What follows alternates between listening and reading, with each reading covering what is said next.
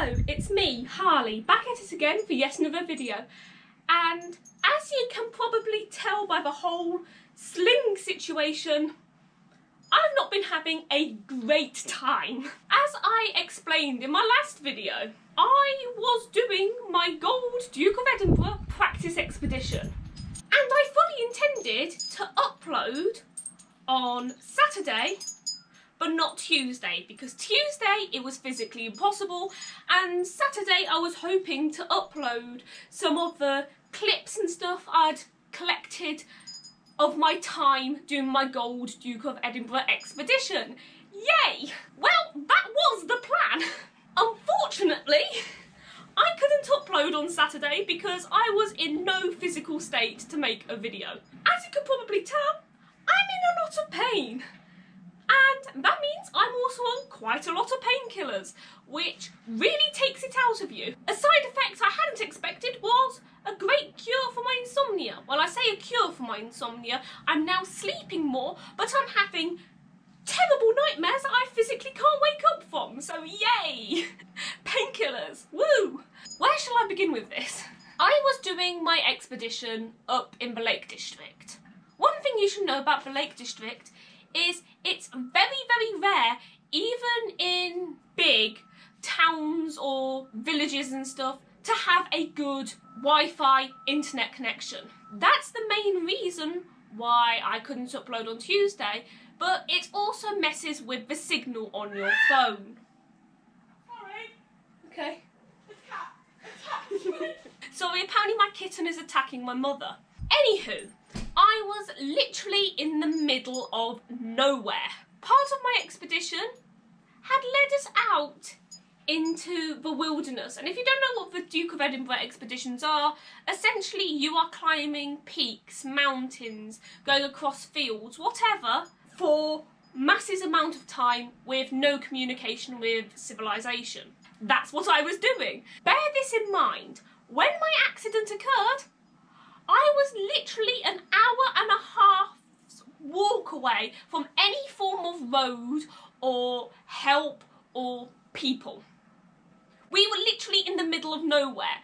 I'm not exaggerating this. It's pretty special. So what actually happened?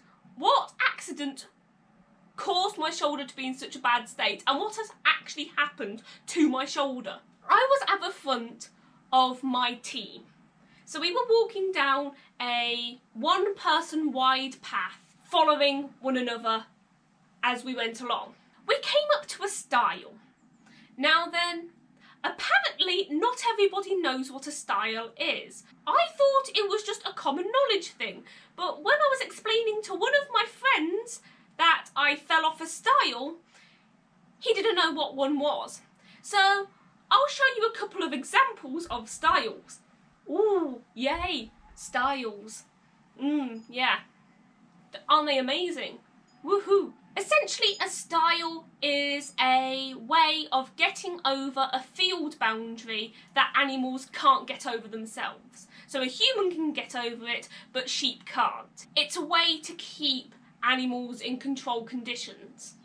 This is the type of stile I ended up falling off. And the only way I can demonstrate how I injured my shoulder is by using this arm instead of this one, for obvious reasons. It had caused me a lot of pain. I was at the front. I had an extremely heavy backpack on. It had all the stuff I needed for 5 consecutive days. That includes food, that includes water, that includes sleeping mats, that includes sleeping bags. Anything you can think of that you need for camping, I had in that backpack. So this backpack is heavy. I also had a lot of water with me because it was extremely hot. Anybody would need to be really hydrated that day, but especially me because I have a health condition which means that I need to take extra special care of that aspect of my life, making sure I drink a ton of water.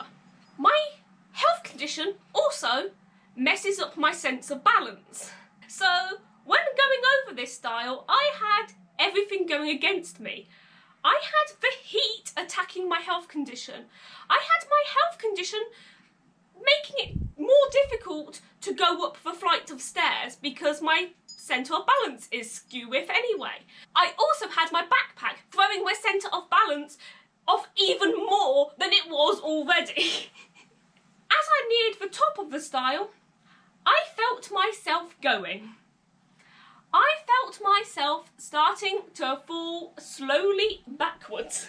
What do you do in that situation? If I'd let myself fall, not only would I have had quite a high drop to fall from, I would have also landed on top of every single other member of my team. That's 6 people. I had to regain my balance. I reach out, grab the wall, and with every ounce of strength and all my might, I heave myself up to stop myself falling on top of my team. Yeah, well, I can remember having a very brief moment of pain where I shouted, like really gut-wrenching shouted. But after that initial cry of pain, I didn't make any more real commotion. Because honestly, I thought it was just the weight of my backpack hurting my shoulder. I didn't think I'd done anything serious. My teammates didn't agree. I had most of them going, "Oh my God, are you okay? Like seriously, what's wrong? What's happened?" In the end, I had to take a unscheduled about 3 to 8 minute rest stop to kind of catch my breath and just collect myself together from this yank. Well, I managed to convince myself that it was just my backpack that was causing quite a lot of pressure on my shoulder, because honestly, at the time, it wasn't in a lot of pain. It kind of felt slightly numb and uncomfortable, just generally not quite right. I could cope with it, so I continued walking. And we walked, and we walked, and we walked, and we finally got to our checkpoint area. As I said, it was a really hot day, so the Duke of Edinburgh assessors and stuff had water for us to refill up our water bladders, which are like little pouches that you put in backpacks to keep yourself hydrated if you don't know what that is. And I took my backpack off because we were having a break and something to eat. That's when I noticed something wasn't good, that I'd done something bad, because when I took my backpack off, I didn't feel any release of pressure off my shoulder. Oh, hello, Leia. Ooh, you're wet. You've been in the rain. Fun. I didn't feel like I'd taken my backpack off. There was still an immense amount of pressure and numbness and just general discomfort. So I decided to take a look at it. And my shoulder, everything just looked so wrong. There was a weird squishy point between 2 hard points. There was like a hard point, a really slanted low point, a squishy bit in between, and I had very little movement on my arm. Well, that's when I decided to go to one of my assessors after a couple of minutes of assessing this and tickling a lovely dog that came up to say hello to us while we were there.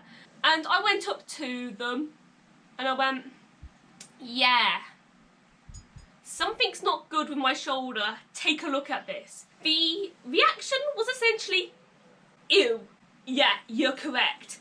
And then immediately after, followed by, "How are you not screaming out in pain?" I was taken to a cottage hospital. Slowly throughout the journey, I start to notice that pain is starting to build up. I'm in the van of the team who are helping me, and I'm on my way to this hospital. I have an assessment there, and they go, "Yep, that is definitely dislocated, but you're going to have to go to a big hospital because we can't x-ray you here and you might have a break." So it's not just a simple case of popping your shoulder back in. There's a good chance you might have broken something. Yay! So we then have to go to Carlisle Hospital. By the time I reach the A&E, I am now in quite considerable pain. Thankfully, at the cottage hospital, they'd given me paracetamol and codeine to deal with it, but it wasn't working much. Apart from making me slightly drowsy, I was still highly uncomfortable and holding back like tears because I don't like showing weakness. I know it's not really weakness because I had my arm just hanging out there, like dangling, flapping about, just doing this thing. Okay, maybe it wasn't flapping about because they had given me a sling. That's the DofE team. That's the Adventure Element company. They'd given me a sling, so it wasn't quite flapping about. But it was still really distressing. I then have an x-ray taken. During the time I had the x-ray and the doctor was going to talk to me, something terrible happened. My shoulder, in its infinite wisdom, decided it was going to make its way back in by itself. If you've never had this happen to you, you don't want it to happen. It is absolute agony. I couldn't help it. As much as I was trying to hold back my tears and like shouting out in pain because I was in a waiting room filled with other people. I don't want everybody to be staring at me going, oh God, she's in a bad place. I don't want to be stared at while I'm feeling unwell and sick and like I'm gonna vomit and pass out from the pain. Pretty quickly we moved into another room and the nurse informs me that very quickly they're going to try and get a doctor to me as soon as possible to give me morphine and really help me with the pain because I am in floods of tears. Then all of a sudden the most unholy feeling ever happens in my shoulder. I can't describe what it would be like, but I essentially felt my shoulder pop back into its socket, and the amount of excruciating pain that causes, oh God, it's genuinely making me feel like sick and causing my gag reflex to kind of, oh God, it's causing me to kind of gag remembering it. Let's just say I was very grateful for that morphine when I got it. I was very lucky because my mum and dad decided to stay down in the Lake District while I was doing my Duke of Edinburgh, which meant they were with me pretty soon after my shoulder gone back in and I'd managed to be calmed down from the pain in my shoulder. I then had a second x-ray which proved that my shoulder had gone back into place. So apart from the dislocation, what else has happened to it? It turns out I've actually broken my shoulder. Woo! Yay! It's so painful. Yeah.